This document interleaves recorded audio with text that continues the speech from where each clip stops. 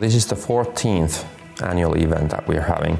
It's full house this year, and people are really looking forward to looking at the presentations and discussing interesting topics together.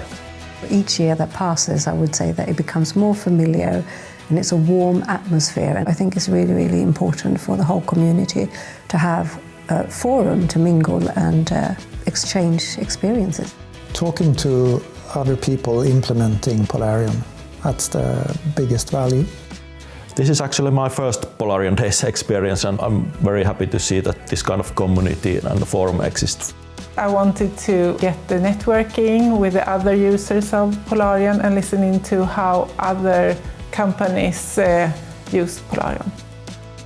I think it's a good opportunity with Polarion. The one we collaborate with has brought a high level of experience, not only in Polarion, but also from a business perspective. They understand our business, challenges we have, so they can translate that into a solution.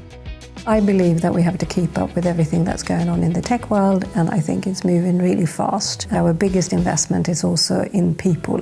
So I'm looking forward to broaden out and employ even more people and grow as a company. A little bit what we started in 2025.